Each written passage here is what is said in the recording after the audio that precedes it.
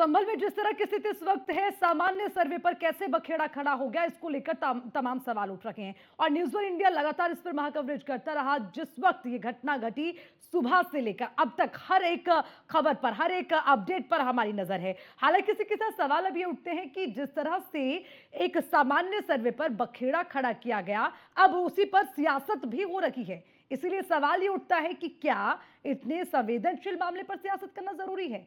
इसी सवाल के साथ आज चर्चा की शुरुआत करेंगे। खास पैनल हमारे साथ जुड़ गए हैं, परिचय आपसे करवा देते हैं। अवधेश पांडे, प्रवक्ता बीजेपी के, हमारे साथ जुड़ गए हैं। बहुत बहुत स्वागत न्यूज़ वन इंडिया में आपका।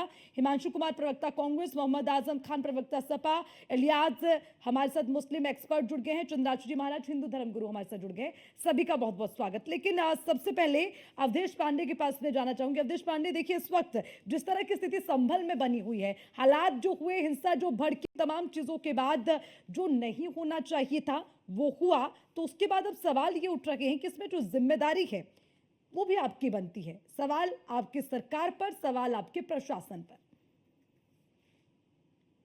मेरी आवाज जा रही है आप तक? जी जो ये संभल की हिंसा हुई है, जी इसमें केवल समाजवादी पार्टी का जो भड़काऊ बयान है, जो नफरती बयान है और जो उकसावे की राजनीति है, ये जिम्मेदार है। जब कोर्ट के आदेश पर उस एएसआई की विवादित जमीन का सर्वे हो रहा था, एक बार सर्वे हो चुका था और दूसरे सर्वे के मध्य जब उपचुनाव का परिणाम आया और समाजवादी पार्टी बौखलाहट में आ गई, तो उसने संभल की हिंसा के बहाने पूरे प्रदेश में अराजकता फैलाने का निर्णय किया।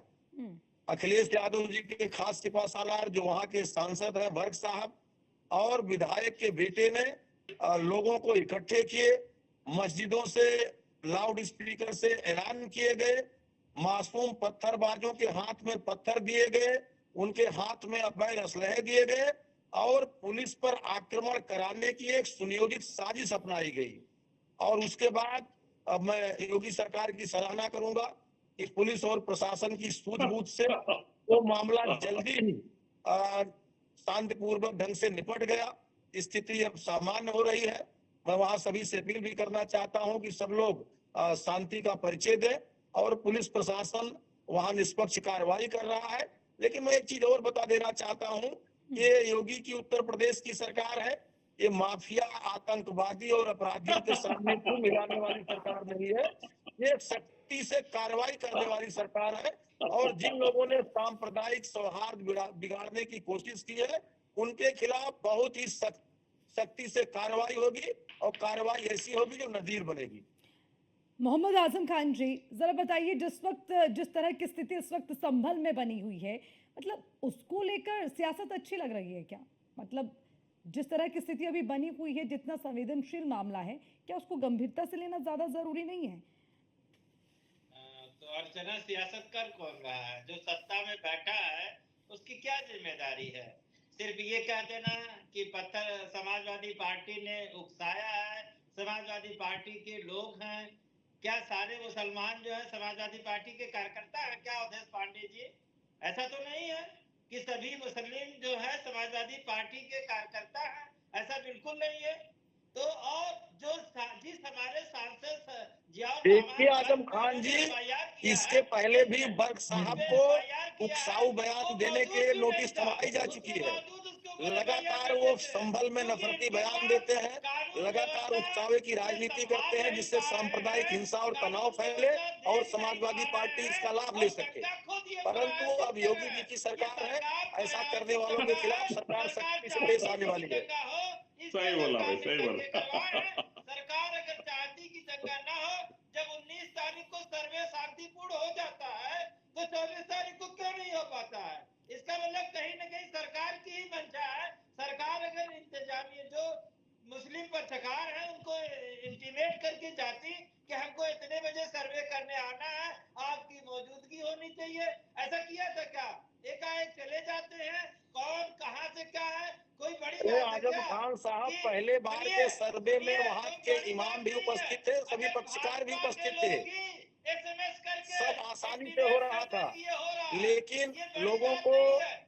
पीछे की गलियों में इकट्ठा करना, मस्जिदों से ऐलान कराना, उन पे मासूम लोगों के हाथ में पत्थर देना, अवैध असलहे देना किसका काम था? सिर्फ अखिलेश यादव जी के इशारे पर बरसात के लोगों ने किया है। की राजनीति इतनी प्रखर हो जाए ताकि बुनियादी मुद्दों से लोगों का ध्यान हट जाए, चाहे वो कानून व्यवस्था हो, चाहे महंगाई हो, चाहे बेरोजगारी हो, इस सब पे सवाल खत्म हो जाए। इसलिए भाजपा के लोग ऐसा करवाना चाहते हैं और ये हो रहा है, आप देख लीजिएगा। अरे मोहम्मद आजम खान जी, सवाल मेरा सिंपल है कि जो सर्वे है वो शांतिपूर्ण तरीके से नहीं हो सकता था क्या? क्यों नहीं हो सकता था? जब 19 तारीख का सर्वे शांतिपूर्ण नहीं हुआ था क्या अर्चना जी? 19 को सर्वे हुआ था, वो ठीक है। बस ये महत्वपूर्ण चीज है, इसलिए मैं पूछ रही हूँ कि वहां पर जो नकाबपोश हैं, जो वहां पर पहुंच गए, पत्थरों की जो बारिश हो गई वो कैसे हुई, कौन लोग थे? वो तो पुलिस के साथ आए थे, वो वीडियो में दिख रहा है कि वो पुलिस के साथ आए हैं। अच्छा, पुलिस के साथ आए और पुलिस पर ही पत्थर बरसाने शुरू कर दिए? और क्या? नहीं आजम खान जी, पुलिस प्रवोक कर रही है, कि ये होनी चाहिए घटना। बिना घटना अगर नहीं होगी तो पुलिस जो करना चाहती है वो कैसे करेगी? इसलिए पुलिस ने प्रवोक किया। पुलिस जिस तरह से आंसू गैस चला रही है, जिस तरह से डायरेक्ट फायरिंग कर रही है, वो क्या दर्शाता है? आजम खान साहब बरत रही थी क्या? पुलिस ने प्रवोक किया है लोगों को कि आप दंगा करिए, इसलिए दंगे हुए हैं। और ये भाजपा के पुलिस ने प्रवोक किया। जी एक मिनट, नहीं आजम खान जी, आप मुझे ये बताइए अंदर से ये किसने बोला कि सारा सर्वे पूरा हो गया, सब लोग वापस लौटे? अरे नहीं प्लीज, ऐसे नहीं, आप कोई भी बयान अपनी मर्जी से नहीं देंगे। आजम खान जी, आप मुझे ये बताइए कि इस वक्त जो सबसे बड़ा सवाल उठ रहा है, सरकार चलेगी और लोग आतंक मचाएंगे।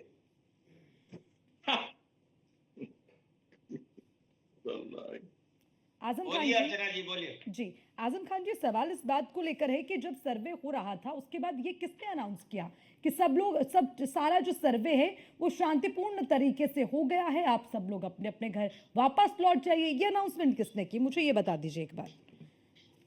अब ये तो माइक पुलिस के हाथ में था ना, क्या माइक वहां किसी और के हाथ में था? ये पुलिस की जिम्मेदारी थी, माइक तो उनके हाथ में था ना। माइक जब वो ईमान साहब को देते माइक कि आप अनाउंस करिए, लेकिन पुलिस चाहती नहीं थी। अर्चना, बार बार कह रहा हूँ, पुलिस चाहती थी दंगा हो, हिंदू मुसलमान की जो प्रवोक है वो बढ़े और जो इनकी रोटियां सेकनी है राजनीतिक, वो सेकी जा सके, इसलिए ये हो रहा है। चलिए हिमांशु कुमार जी, आप इस बात से इत्तेफाक रखते हैं? हिमांशु जी ठीक है, रुकिए हिमांशु जी। देखिए अर्चना जी, सबसे पहले तो शुभ संध्या, और दूसरी बात की सभी पैनलिस्टों को एक बार आप कह दीजिए कि जब मैं बोलूं तो कम से कम इंटरप्ट नहीं करें, मैं किसी के बारे में इंटरप्ट नहीं करूं, ये सुनिश्चित आप कर दीजिए तो अच्छा रहेगा जी। बोलिए। देखिए, संभल में जो हालिया विवाद हुआ है वह राज्य सरकार द्वारा जल्दबाजी में भरा रवैया है और यह बहुत ही दुर्भाग्यपूर्ण। जो भी लोग उसमें हताहत हुए, जिनकी मृत्यु हुई है या जो घायल हुए हैं, उनकी प्रति उनके परिवार के प्रति हमारी गहरी संवेदना है। हमारी पार्टी ने, श्री राहुल गांधी जी ने और श्री प्रियंका गांधी जी ने भी इसके लिए गहरी संवेदना व्यक्त किया है।